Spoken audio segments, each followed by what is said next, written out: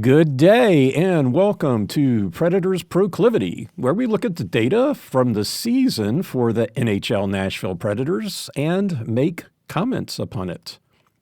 I'm your host, Preston Proctor. Tonight's opponents are the San Jose Sharks. They are a miserable 16-44-7, 625-4 away. The Sharks are last in the Pacific Division with 39 points, trailing Anaheim by 10 with a game in hand. They are in last place in the whole league, 4 points behind Chicago with a game in hand. All three of these teams are eliminated from playoff consideration. We have to play them anyway. Okay, so the Sharks are 1-9 in their last 10 games. They are on a 4-game losing streak after beating Ottawa on March 9th at home, 2-1. Before that, they had lost 9 games in a row. They haven't won 2 in a row since January 23rd. They had a 3-game winning streak at that time, beating Anaheim, LA, and the Rangers. 2 of those 3 teams are pretty decent. They started out the season with 11 losses, 1 shootout loss. Their largest winning streak is 3 games, and that only happened once. They have a 2-game winning streak 3 times this season. At the trade deadline, the trades made 6 trades the last 2 days. Trading with the Devils, the Knights, the Sabres, the Flames, the Red Wings, the Lightning. 4 of the teams were or are in playoff spots. And I don't know. Look at this going. It doesn't. They received 2 goalies. They traded Kakkonen, their goaltender. They traded to the Devils. Now maybe the Devils traded him somewhere else. I don't think so. They traded forward Hurdle to the Knights. That makes sense. The Knights are trying to get better. With the Flames, they traded a draft pick from this year's draft for a defenseman. They also... I'm sorry, that got that backwards. With the Flames, they traded that. This makes more sense. Sorry, they traded a defenseman for a 5th-round draft pick this year.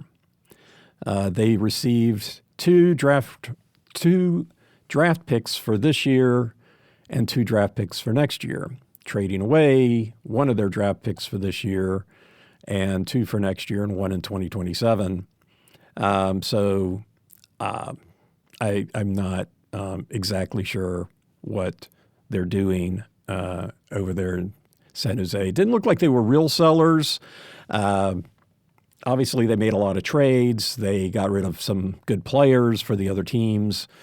That doesn't really seem to matter too much because they haven't played well this year to begin with. The Preds, on the other hand, are playing well. They are 39-25-4, 18-15-1 at home. So that record is at least getting better. It's getting better over the last homestand. They were at a losing record prior to the last homestand. They beat Seattle on Saturday 4-1 in Seattle, getting the first goal in the first period and 3 goals in the third period after the Kraken scored about a minute and a half into the third. The Preds are currently 8-0-2 in their last 10 games, with losses to Montreal at home and Minnesota on the road. They are 4-0-1 during that 10-game period at both home and away. 4-0-1, both home and away. Okay. Numbers like that just kind of make me sit there and stare at it and go, really? there's a lot of symmetry here. Saw a little bit more symmetry when I was looking at things today. We'll get to that later. Since February 16th, they are 12-0-2. So they've really been making a pretty good push here with the playoffs coming up. That's a good time to be doing it. Tonight is the only game in this particular homestand. They are off to Florida for one game, playing the Panthers on Thursday, and then they'll come back to play two more at home, Detroit on Saturday and Vegas on Tuesday. The Preds are in fourth in the Central Division with 82 points. Winnipeg, Colorado, and Dallas are all tied at 91 points. The Preds have a game in hand on Dallas. They're tied in number of games with Colorado, and the Jets have a game in hand on the Preds. The Preds have 14 games remaining, so closing the gap on one of these three teams is looking less and less likely. 14 games to go, 9 points behind. Anything can happen, but it's not looking likely. They are in the number one wildcard spot, 3 points ahead of Vegas, who has a game in hand. The Preds are 7 points ahead of the Blues, even on games played. Minnesota is next behind St. Louis. They're behind them by 1 point, and they played the same number of games. If the playoffs started today, the Preds would be matched up with Winnipeg. The Jets are 1 point behind Vancouver with a game in hand. However, they're playing the Rangers tonight, so I'm expecting them to lose. If you remember my summary from last Wednesday, when the Preds played Winnipeg, the Winnipeg Jets are not playing very well against current playoff position teams. The Rangers are a playoff position team, so I expect it to be a loss. Anything can happen. If they win, then they'd be a point of the Vancouver, and if the playoffs started then the Preds would be playing Vancouver. I'm kind of expecting Winnipeg and Vancouver to keep their leads and to be the division winners. So the Preds in the first wild card spot would play the division winner with the lesser record.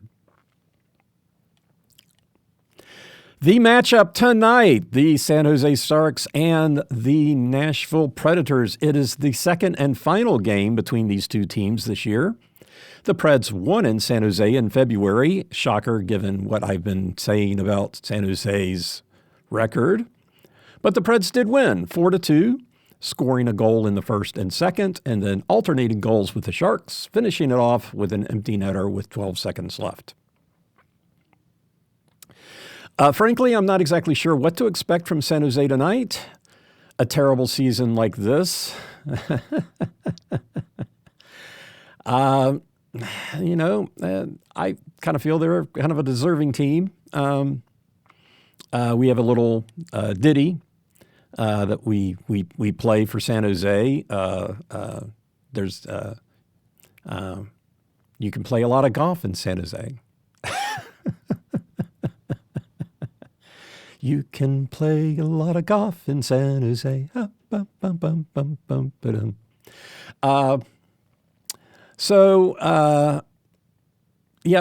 exactly sure what to expect, given that they did all these trades. Hasn't seemed to improve anything.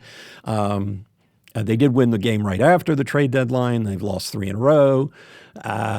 They could be bringing up minor league players. People could be auditioning. They could be very dangerous to play.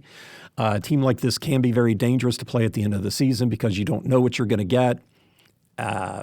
But it's hard to say. On the schedule or on the roster are 2 ex-Preds, Luke Kunin and Mikael Granlund. And as far as who they're going to be having in goal, I'm not exactly sure. They currently have 6 goaltenders on their roster, even though they did trade one of them.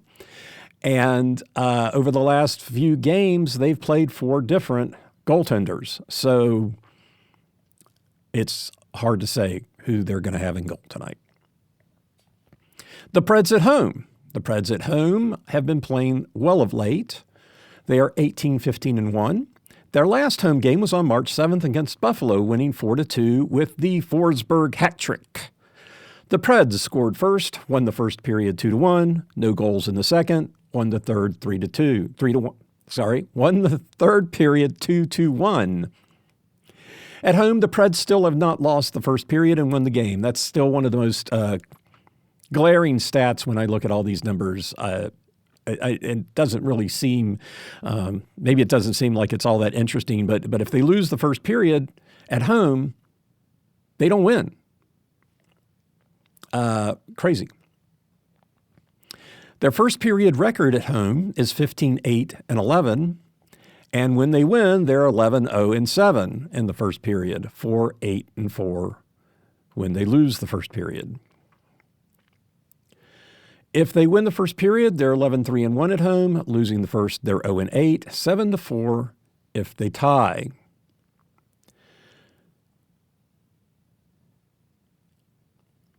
In the last home game, they won the first and third periods and tied the second.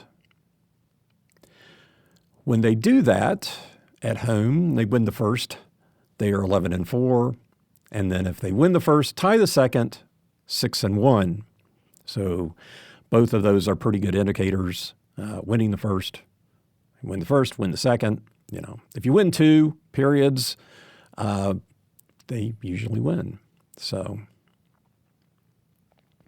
they do not fare well at home in the second period. Overall, their record in the second period is 9-14-11. And the third is pretty split, 13-10-11. When they do win two periods at home, they're 10-0. And if they tie one period at home, they're 9-10. Pretty split. Of course, in that case, winning the two periods has the advantage, just like the other night with Buffalo. Getting the first goal is more than a 2-1 advantage for the Preds, but a 2-1 advantage for the opponent. When the Preds get the winning goal, they are 13-5-1. When they do not get the first goal, they are 5-10. And of course, the Preds got the first goal against Buffalo. Getting the first goal, winning the first period, the Preds are 10-4 at home. So both of those are pretty good. When they get the first goal, their record for the periods, they get the first goal in the first, they're 14-0-5. Really good to get the first goal. Usually it happens in the first period, not always. At home, the first goal could happen in the first, second, or third. It's happened in all three periods. On the road, it has never happened in the third. But we're playing at home tonight. The second period, getting the first goal, they are 7-4-8. The third period is kind of interesting, probably because the circumstances being they've got such a good record when they score the first goal, and you figure in the third period, a lot of times the other team might be behind, they're pushing, they pull the goaltender, whatever. They're 8-8-3 in the third period if they get the first goal. So the other records they've got, at first period, it's really good. The second period is good. And 8-8-3, I mean, it's still that's, 500, but just kind of weird. But again, probably because the special team circumstances in the third period, if the other team is, usually less than 3 goals. Saw it the other night where I forget which team they had down by 4. And they pulled their goaltender. Usually it's in like the last couple of minutes, and just again for some reason the other night it was 5-6 minutes left to go. I'd have to go back and look at the stats on that, but kind of different strategy there. A little surprising. If they don't get the first goal, they are 1-8-6 in the first period, which is bad. The second period is just as bad, 2-10-3. So if they don't get the first goal, they don't fare well in the first or second. Now, their second period goal isn't, second period record isn't that great to begin with, but it's even more dramatic with not getting the first goal. The third period, again, kind of probably more the special teams thing. They're 5-2-8. So they can win the third period, still lose the game, not getting the first goal. And then in overtime, they're 1-0-0. So there you go. If they go to overtime, it's pretty good. So then here's not necessarily that interesting a status, but I've started tracking the percentages of which period the winning goal is scored in. For those of you that might find that terminology a little confusing, the other night the Preds won 4-1. The second goal scored by the Preds is considered the winning goal. Not the third or the fourth, not the last. And you don't really know that till the end of the game, right? So, not something you can track in game. But when the team that wins scores the goal that is one higher than what the other team scores, that's called the winning goal. The percentages, it's highest for the Preds when they win in the second period, 39%, 17 in the first, 39 in the second, and then 22-22, third in overtime. When they lose, the winning goal is scored 25% of the time in the first period and then 25 in the second. So half the time it would be in the first two. And the third takes up the rest of that 44%. Now that's going against overall when it's 35% in the second or third period. So for the Preds anyway. So 70% of the time it's going to be the second and third period. That makes a lot of sense. Of course, then there's the overtime and the shootout goals get scored. And 13% of the time it's in the first period. So those are those numbers. So the second period definitely is a good time to score goals.